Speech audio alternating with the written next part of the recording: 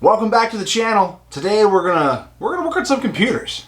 So we've got a stack of computers here and all different kinds of components, and we're gonna kind of go over what's gonna happen to each, and then I'm gonna break it down into each computer project itself. So these two machines here are a couple computers that my brother-in-law got as retired machines from his office, but he doesn't have a machine at home, and he and I also work on a channel together doing off-road adventures and things like that. So we need to get him something that he can at least dump some footage to at the end of recording things. So I'm going to try to get him a usable machine out of these two old computers that obviously they're a Dell Optiplex from an office environment. So they might have enough horsepower to at least get us going there. This is a coworker's laptop at my day job. Its battery is completely fried in toast, and at this point I'm going to replace the internal battery on that machine with an aftermarket one that we purchased to replace it as well. And then my personal rig here, we're going to finally get that 4 terabyte hard drive installed so that we can have some more storage space, because I'm having to move some things around. So at this point, we're going to dive in to this laptop first because it's the most time sensitive. It's Sunday and I got to get this thing done before tomorrow. And if something were to come up, I need to be able to react. So once we're done with this, we're probably going to move on to these guys here. And then my machine's going to be last because, you know, hey, when you're working with other people, you're kind of the last priority. One last thing before I forget. The couple things that we're going to be using probably the most are going to be this mod mat right here. I'll put a link down in the description for you.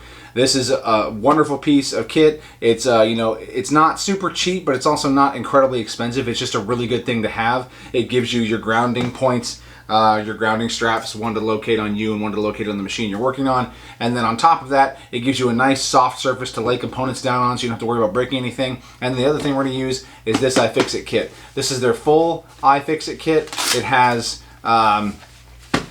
the storage bin inside with all the different bits. It has all the different pry tools. It has all the different pieces that you need to basically get your work done. And the top of the storage tray also acts as a place to stuff screws. Anyway, that's what we're going to be using today to do some work. The only other thing that I think we're probably going to use is maybe some glass cleaners to clean up some of the components, and a microfiber towel. So the first machine that we're going to take a look at today is the Asus FX502V, and we're going to be replacing a battery on that machine. So I'm going to have two different camera angles. I'm going to try my best to get you guys the best viewpoint to watch. But basically, we're going to remove this back cover, and we're going to get access to the internal battery that's on this machine, and we will be swapping it with the new one here in the box. To start with, you're going to need a Phillips head screwdriver with a smaller tip. Let me see if I can tell you exactly which one this is. This is a PH1 and seems to fit pretty good. I would imagine there are probably slightly better options in terms of fit, but all I can say is if you're going to be doing this kind of work at all, even if it's just hobby level for yourself, I would invest in the iFixit toolkit. The pry tools, the suction cups, the grounding strap, the pliers, the bits. I mean, it basically, it's a complete and utter win across the board. So we'll get all these screws out of here. So far, all the screws seem to be the same size, so that's good. I haven't noticed a drastic size difference. There is some different colored thread locker on them. And this is the point where you'd want to maybe ground yourself, because you're going to start touching components. I'm trying to think if I can, there's a ground on this table I could use instead. Kind of. I can ground maybe one of these wheels. Alright, let's see if that works. Now if you wanted to get technical, you could bust out a multimeter and, you know, test to see if your ground works or not. So what I'm doing now is I'm taking this pry tool here that comes in the iFixit kit. I'm taking that and I'm using that flat edge to go along the edge of this laptop to kind of give myself a gap. And I'm going to start where I can see obvious gaps at. So like between the ports along an edge where a port exists already. There we go. Okay. Alright, so what it is, I just broke that seal essentially on the side of the laptop with this pry tool. And what I'm doing is as I get it in to, get it into the side of the laptop, I give it a little twist to help pry up the side of the laptop, which it already started doing. There we go. So these clips are now letting loose. So this is a good and a bad sign right out of the gate. Okay, so cool. Back of the laptop came off, good to go. The good thing is it came off and there wasn't a whole lot of fuss. The downside to that is, being that it came off that easy, that means that this back of this laptop's probably been removed a few more times than an unserviced unit. So, but with that done, now we have access to our battery. And one of the screws for the chassis screws down a tab for the battery. That's good to know. Looks like we have two other tabs here, one here, so one here and one here, that both have screws in them that hold the battery in place. Oh, I'm sorry, we have two more. We have two more tabs. So we have one here, here, and here. So there's 4 tabs total.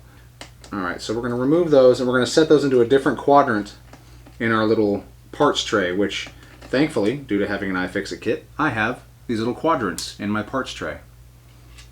And I can easily set screws aside that are in different parts of the machine and help me stay somewhat organized. Pretty good strong magnetic tip on the iFixit kit as well. That's not something that you really hear about much in terms of people reviewing toolkits, but it is really nice when you're taking these smaller screws out like this to be able to have a stronger tip to hold onto them while they get released out of the machine. Okay, so we've got those 4 removed. I don't see anything else. It looks like there's some locator tabs on this side of the machine. All right, so it looks like the only ribbon cable that we have is this one here. So I gotta see how that comes undone. It looks like it's a pressure one. So we should be able to, with that little hook tool here, again, comes in the iFixit kit. We should be able to get in here and pry on these edges. Yep, there we go, there's one. And there's 2. All right, and that gets us our laptop battery, which I think it's pretty swollen. I'm not sure if you guys can tell. We'll have to take a look at the new one and see if it has that hump in it, but I'm gonna go out on a limb and say it's not meant to have that big hump in it.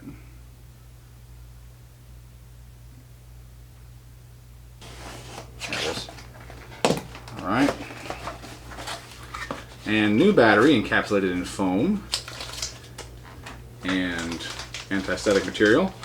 Fancy, fancy. All right, packing peanut.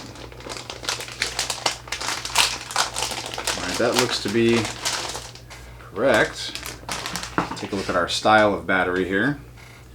Looks like the styles are similar, but yeah, wow, check out that comparison. Okay, so first off, our batteries look to be almost identical, right? Tabs are correct, the power pins are correct, all that's correct. But if you look, old ones on the bottom, new ones on the top.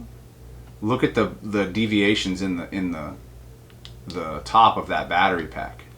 Old battery, bloated and worn. New battery, looking just fine. So let's go ahead and get that slotted in place. Not difficult to do. All of the holes line up as they should. This is just a press connection here. This connection right here. This is a press connection, so we're just going to get it lined up with the pins.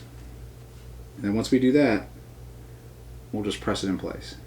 So just slight clicks, just very slight, but you can see that it's seated.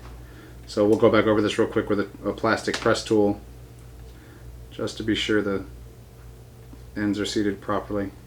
Okay, good to go. Now we're going to get into putting it back together. If you're looking for this battery as well, this is the AOE battery. I will put a link to the description, or a link in the description to that battery as well if this is something that you're looking to purchase. This battery swap is not hard to do, obviously. I took the back panel off, took some more screws out for the battery, unplugged it, plugged it in. Before I put everything back together, get all the screws in, I'm going to snap the back plate in just in case there's a grounding connection on the back plate for safety. I'll put that on. I'll plug the laptop in and make sure that it powers up and the battery reads. If it does, solid recommendation.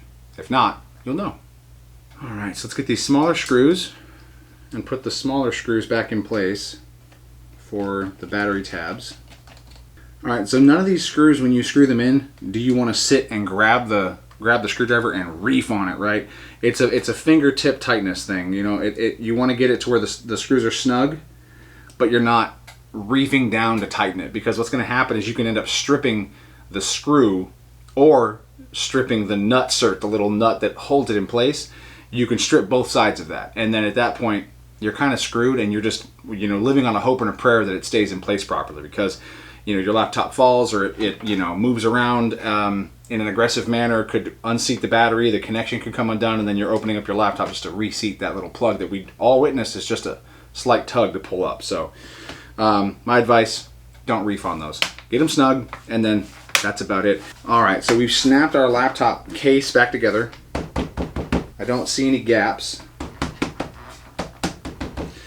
All right, so before we screw it all back together, we're gonna flip this laptop around, and we're gonna go ahead and open it up, and we're going to get it turned on. All right, so we're powering on the machine. I always try to give a computer a little bit of a wipe down when it's in my possession. I'd like to always give it back better than when I got it. So that's just a quick tip for you as well. If you're doing this on the side, or you're kind of the repair person for your family, if you do a good job, you can actually build a career or at least a side work in, you know, repairing computers. Because if you do a decent job and your computer comes back better than it was when they brought it to you, they're going to recommend you to somebody, and sooner or later those word-of-mouth recommendations can actually get you somewhere. Okay, so the machine is powered on, and we have a battery that's charging. So at this point, battery replacement went okay. There's a piece of software that Asus included in the machine, and I have it on my Alienware laptop as well. It's kind of like it's called desktop mode, or a battery health meter. Basically, it keeps the battery at a 75 to 90% charge, always kind of fluctuating, to help save the newer style lithium polymer batteries from overcharging and staying at a constant 100% all the time, because the lithium polymer batteries don't like that. They like to stay between like a 30% and like 85-ish% charge. So if the machine can stay at a higher charge to maintain usability, meaning unplug it and still have enough to function, but it doesn't stay always at 100%, it'll make your battery life last longer. The other manual way to do this, if your machine does not come with that kind of software, is to just unplug your battery when it gets to 100%. Unplug it and use your machine as a laptop. Don't leave it plugged in all the time. You will save your battery from an early death if you do that. It's super easy to do. However, if you're someone who uses your laptop, your desktop replacement laptop, as a desktop 9 times out of 10, look and see if your manufacturer produces a battery health software or monitoring software or managing software, because that's what this machine has. I think the reason why it wasn't working before was the battery was already so toast that it couldn't do it. I think that the technology within the battery was communicating with the software saying, sorry, not an option. There's no smart saving to be done because it's already just destroyed. So we're going to go try to download that software real quick and see if we can get it to work. If we can, awesome. If we can't, no big deal. Just manually have to unplug the laptop, which I will let my coworker already know.